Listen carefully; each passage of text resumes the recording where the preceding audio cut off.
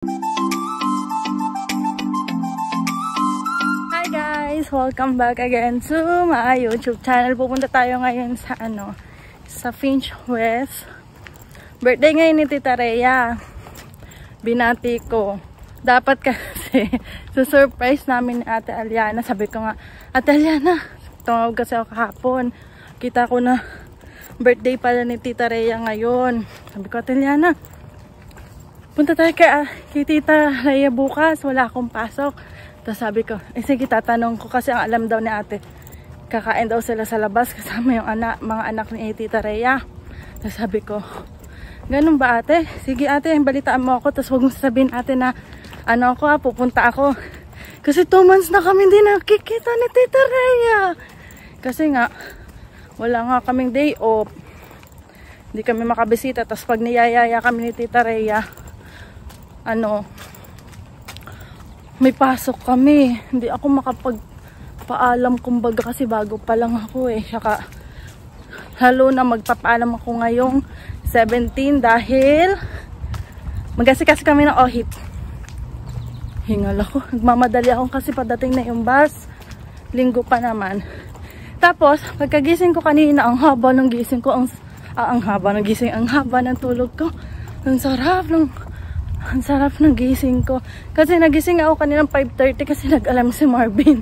Tapos hindi ako nakatulog. Siyempre sanay na akong ganyan nagigising. Kay Marvin na alarm dapat yun. Tapos sabi niya, be, matulog ka pa. Sabi sa akin, hindi na ako makatulog. Tapos nag-cellphone ako. Kinukuha niya yung cellphone. Matulog daw ako. Tapos natulog uli siya.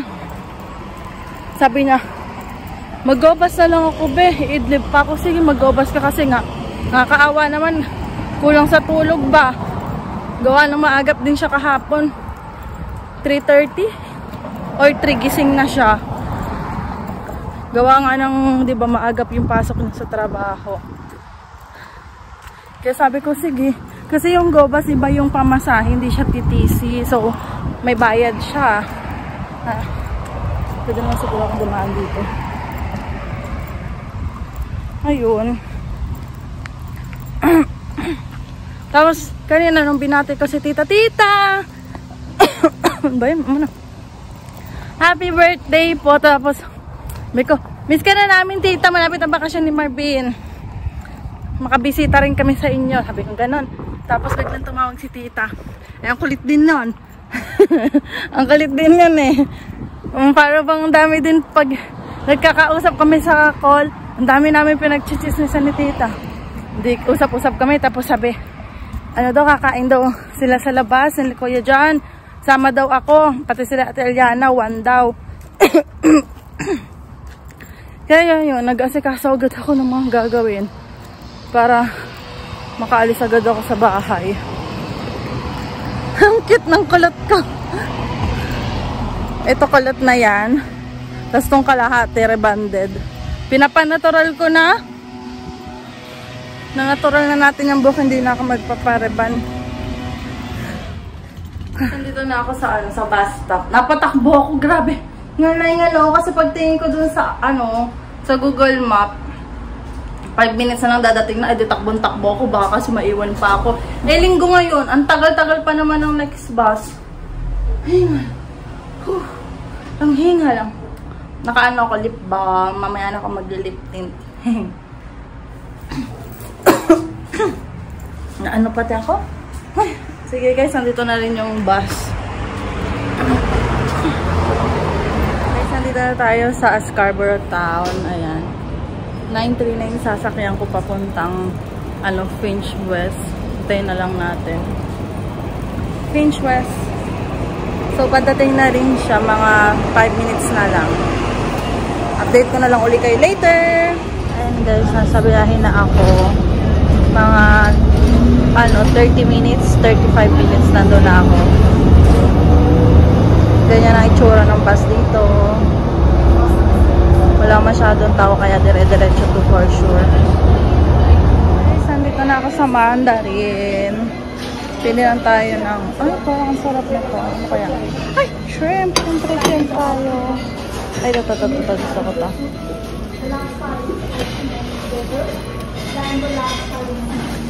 Siyempre, yan lang kakainin natin, Charing.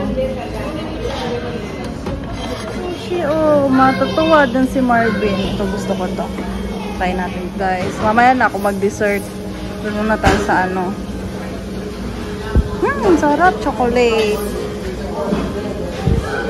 Na ako dumating. Kaya sabi nila, tita, kumuha na daw ako at baka daw magsara na tong ano. May ice cream din. Sarap. Mamaya kukuha ako ng ice cream. Ito pa lang nakukuha akong pang dessert. Ito po, grabe. Ang dami. Hindi ko alam kung anong kukunin ko. Adi, may soup din dito, oh. Ano kayang soup ito? Bango naman yan. Mamaya kukuha ako. O, ito mga salad naman to, guys. Ay, naku. Gusto niya ni Marvin tong mga salad na to.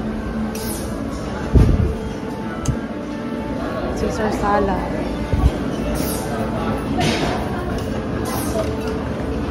Yana. Sa Ate Monique. Kuha kami ice cream. Kuha ka ice cream, ate? For the vlog. For the vlog.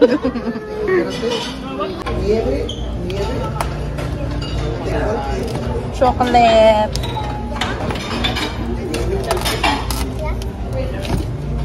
And the M&M.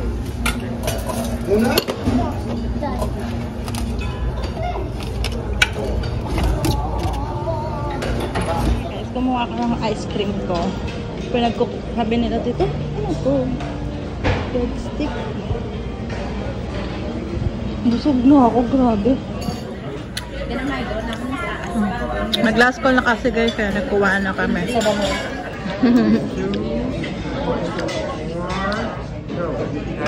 Birthday to you.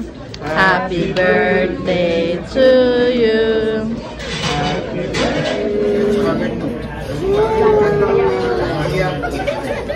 Cute, baka malaglag yung ating cellphone. Tapos na kami kumain, guys. Ayan sila. Picture sila.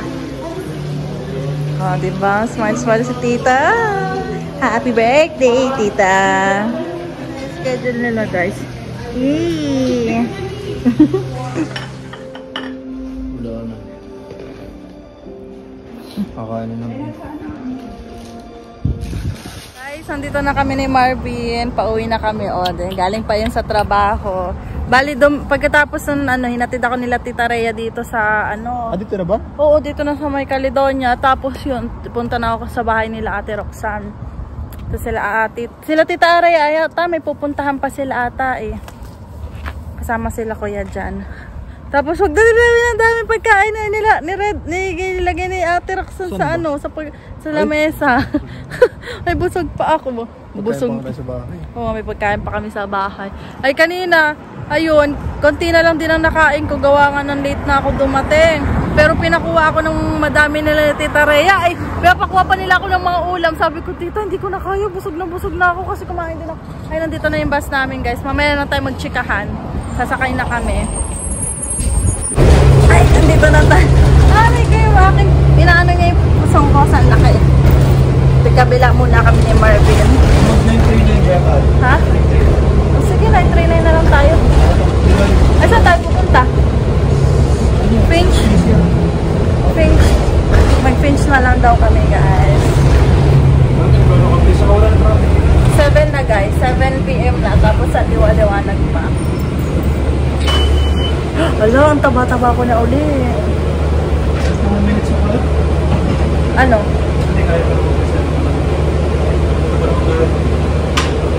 Abot pa tayo. So magna 939 kami yung kanina kong sinakyan, guys. So mamaya na tayo mag-chika pag nakauwi na kami. Bye! Hello guys, kauwi lang namin. Nagbihis na agad ako kasi ilo-laundry na ni Marvin. Kasi nag-laundry din kami ng mga namin, punda, yung mga puro kayat ni Marvin, charing. Tapos yung uniform ni Marvin kasi nga, di ba kanina nagpasok sa work si Marvin. Kaya ilo-laundry na rin niya para sa Friday. Steam na lang niya yun para hindi kusot kasi baka, ay, 4 AM uli pala siya sa Sabado. Tuwan-tuwa kasi maagap siya makakapunta sa Taste of Manila. Magdala na lang daw siya ng damit. Tapos ako gano'n na lang din.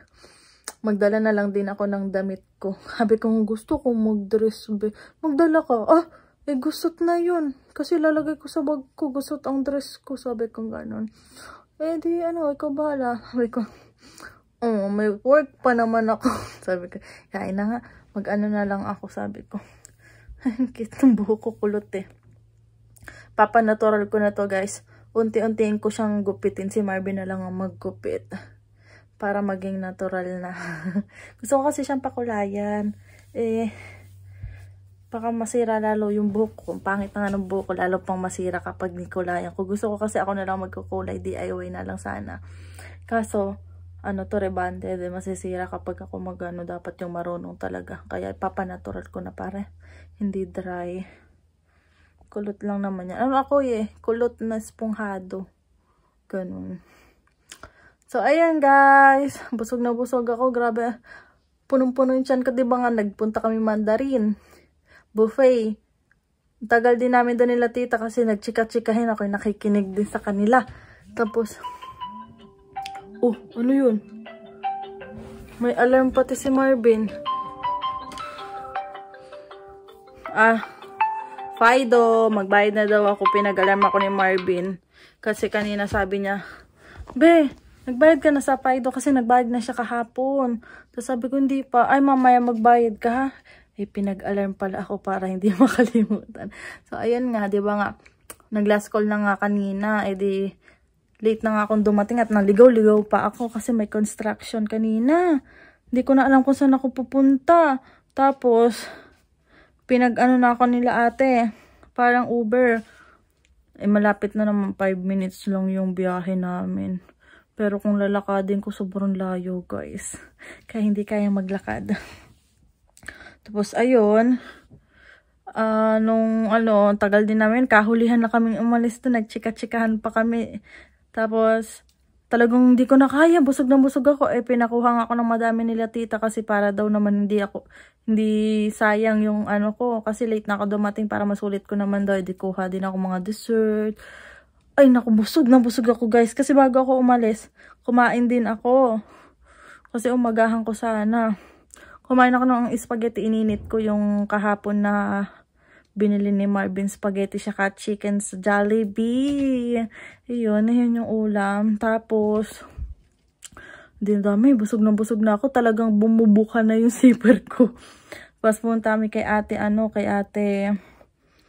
Ate Roxanne, sinauli ko yung yung libro ni ate na sobrang kapal kasi aralin ko sana yun kasi bala ko magde-dental assistant na lang sana ako. Kaso nagbago yung isip ko, iba na lang sana. Sinauli ko kay ate kasi magbo-board exam din siya para lisensyado na daw siya sa December daw. Kasi inano sa akin ni ate na mag-dental assistant na lang daw ako. Para mas maganda daw, din naman daw, in demand nga din daw. Pero may ibang nagsasabi na, na mahirap din daw makahanap ng trabaho. Kasi syempre daw, konti lang daw yung mga clinic. Yun mga sabi nung iba sa akin. Kaya sabi ko, kaya? Tapos may napili na akong kurso ko. Hintayin ko na lang talaga makaipon kami para makapag-aral na ako. Support naman si Marvin. Next year yung plan talaga namin. Pag hindi September, January ako. January 2025. Para talagang maluwag na talaga kami. Tapos after na naman, hinatid ako nila tita. Hindi ko tanda yung address nila Marvin. So, doon na lang ako kala Ate Roxanne kasi may address ako nila Ate Roxanne. Doon na lang ako binaba nila tita kasi walking distance lang yung muna kanila Marvin. Dinilaro-laro ko na lang yung anak ni Ate Roxanne. Hinintay ko sa Marvin. 30 minutes na naman, lalabas na rin si Marvin sa trabaho. Kaya ayun. Sumunod din si Marvin. Si Ate Roxanne, hinandaan din kami ng mga pagkain. Nagpabili kay kuya ng pizza. Tapos inilabas yung ice cream nila. Ang laki. Si Marvin nag-ice cream siya. Ako hindi na ako nag-ice cream kasi busog na ako. Pero nakakain akong pizza 2. Tapos naglabas si ate ng mga soft drinks, iced tea, yung mga nakakan ba. Tapos yung chikahan kami, nanood kami na Netflix. After nun, nagpaalam na din kami kasi si Marvin nga, ay, may exam pa bukas, 2, magre-review pa daw siya. Ay, sobrang tagal naman ng sinakyan namin kanina, guys. Grabe. Ginabi na talaga kami. Dapat nagsubway na lang kami kasi daming puno yung bus kanina. Titigil lang tigil. Kaya lalo kaming natagalan. So, ayun lang, guys. Yung chika natin ngayon. Papahinga na rin ako kasi sobrang sakit ng likod ko. Hindi ko alam kung bakit. Talagang kahapon pa siya talaga sumasakit yung likod ko. Ang sakit. Kasi sabi ko, may papahilit ako. Tapos sabi na Ate Roxanne, kung gusto ko daw dun daw sa pinagpapahilutan niya, doon siya nagpapamassage, nagpuputukan daw talaga yung mga buto-buto niya, sarap daw sa pakiramdam. Kaya sabi ko, parang kailangan ko yun kahit isang beses lang, mapaano ko lang talaga yung likod ko. At sobrang sakit talaga, aray. Sabi din nila, ate, mag-stretching daw ako tuwing umaga din para ano. So, ayun lang guys. Chika-chika na naman tayo. Magtutulog na rin ako kasi maaga pa trabaho ko bukas. Paalam na ako at magbabayad pa ako ng Fido. Tapos sasikusuhin ko pa yung ano ko. Nalobat kasi ako kanina kaya hindi na ako nakapag-vlog. So, bye-bye. Bye-bye. Don't forget to like and subscribe to my YouTube channel, guys.